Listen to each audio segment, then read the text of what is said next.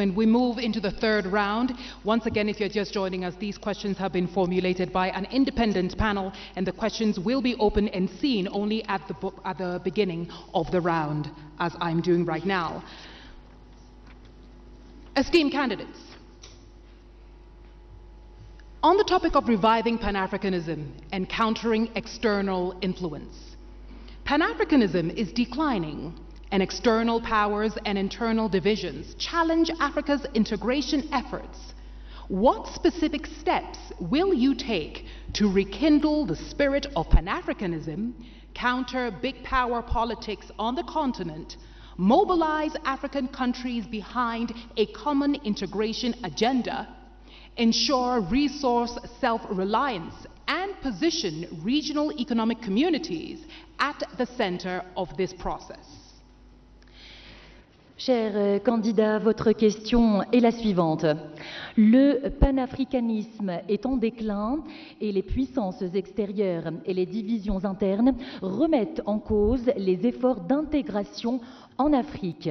Quelles mesures spécifiques comptez-vous prendre pour raviver l'esprit du panafricanisme contre la politique des grandes puissances sur le continent, mobiliser les pays africains derrière un programme d'intégration commun, assurer l'autonomie en matière de ressources et positionner également les communautés économiques régionales au centre de ce processus? Et nous allons commencer tout de suite avec le candidat de Djibouti pour y répondre. Vous avez également 4 minutes, monsieur. D'abord, il faut First and foremost, we have to understand that we are living in a world which is multipolarized world. This is a world that is actually multipolarized, and this world would not provide space for a continent or countries that do not have the right economies, the military strength, the capacity that is required, and mostly that continent or country that is not on the world stage. This is a reality. So what can we do? What should we do? I think it is very important that the Global South should actually take action. And in the Global South, it is Africa that actually has to stand out. And how is Africa going to stand out? If we do not represent much in terms of global trade, you cannot actually sit around a table where decisions are being taken for the destiny of the world. And so integration is, I would say, an obligation, is a must. When we talk about obligation, it is important that the AFCFTA should actually be functional. It is important that intra-African trade be developed, and it should go beyond 18%. It is important that African countries should actually use their own resources. And so Africa has now a seat on the G20 table.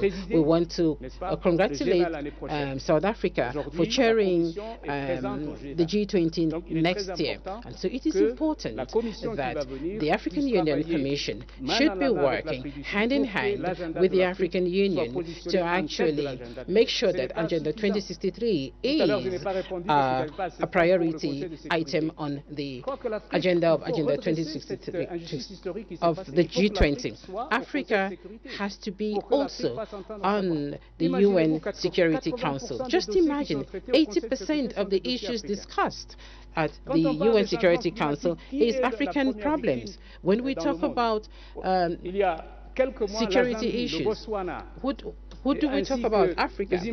We have, when we talk about food insecurity, we also hear Africa, Zimbabwe, Botswana, Ethiopia, Kenya, Somalia. They have actually been victims of natural disasters, but we are not the ones polluting the world.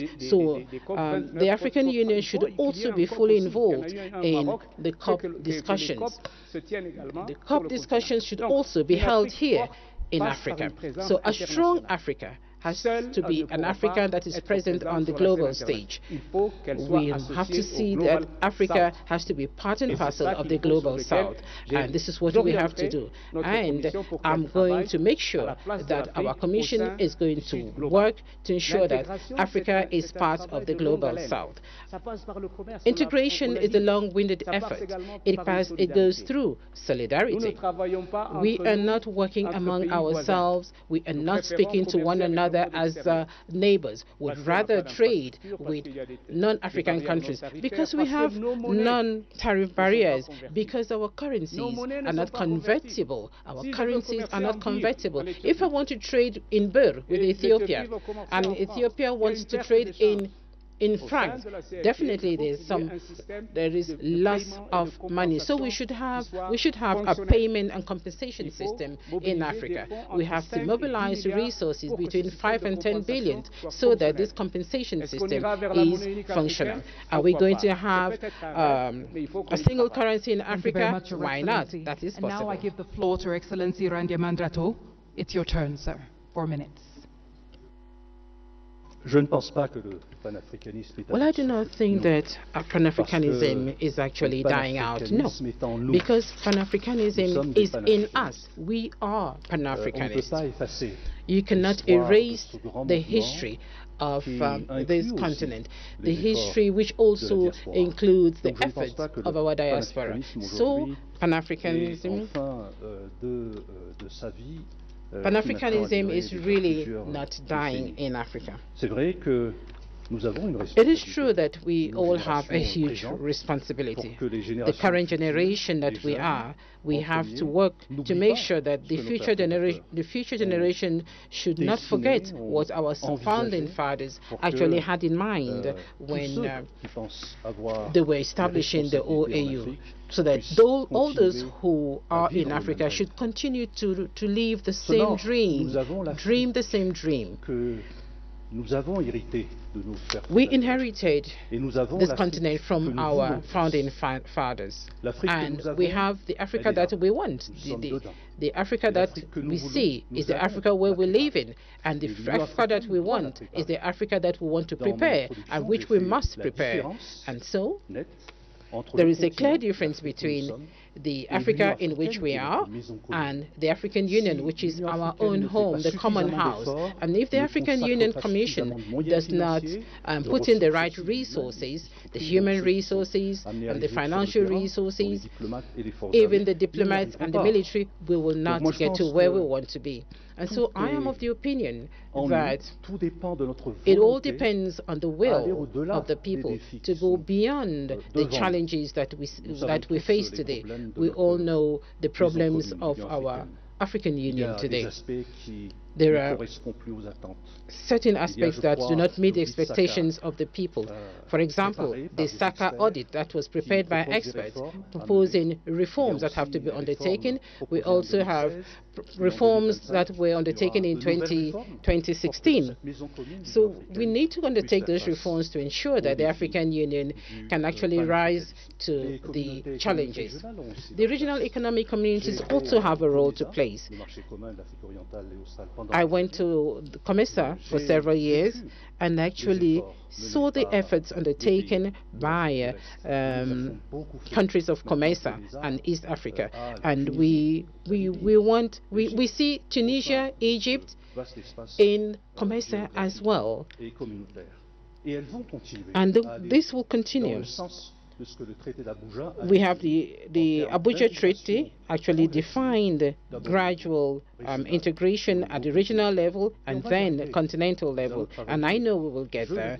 And I am going to work with the members of the next commission so that together we can actually make all of this easy. And lastly, I think we should also bear in mind, we should also think about the military bases, the foreign military bases in Africa, in African countries.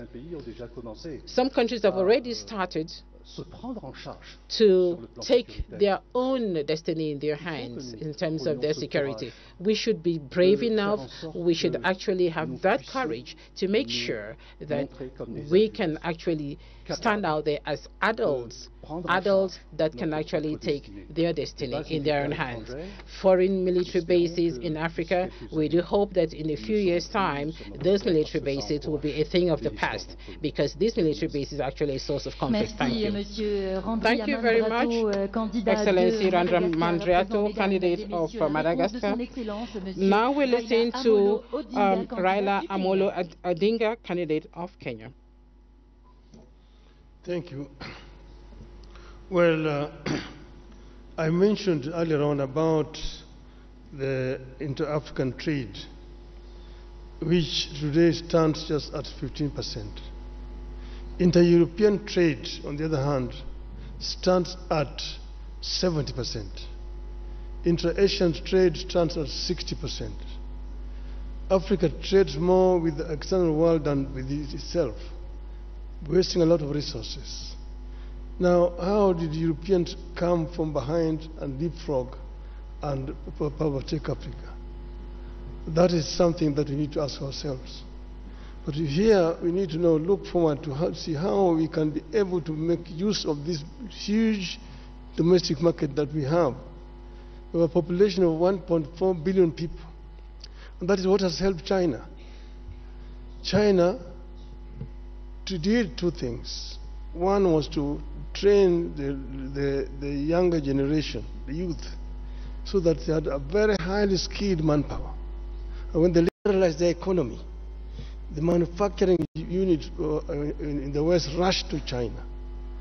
If you go to China, for example, take the automobile, the Ford, the Jeep, the BMW, the Mercedes, the Toyota, the Nissan, they're all there in China. And because there was cheap, highly skilled, cheap labor, secondly, cheap raw material. The raw materials which they were actually getting originally from Africa. And that is how China has managed to develop a 600 million people middle class. Africa can be able to fill the gap which is being left down there by China by actually coming together and opening up. So we need to come together as Africa and create an African market which will be able to attract investors to come to our continent. Africa is the youngest continent in terms of population. 70% of our population is below the age of 35. That is a big bonus. It can be a bonus or it can be a curse. If the youth are not empowered, given requisite knowledge and skills, they become a drag to society, drunkards, drug addicts, and criminals. But empowered, they become a real source for wealth creation. It is a pity today that many African youths drown in the Mediterranean trying to seek greener pastures in Europe because you have not created conditions that can retain them here. Now we are saying that we want to create a situation where every African youth must be connected to the internet, and using the artificial intelligence and information technology, we can be able to give this youth opportunity to work anywhere in the world when they're staying here on the continent. This is something that we are going to address, empowerment of the African youth, and together with the African woman, so that we create a workforce that will be helped in terms of wealth creation on the continent. This will enable Africa to leapfrog and to catch up with the rest of the world. I'm saying that I want to be a vehicle to be used to help Africa to get there. We will work together with all the leadership in the continent so that Africa moves. Thank you, Your Excellency. Thank you very much, Your Excellency Raila Odinga, finishing us on the third round.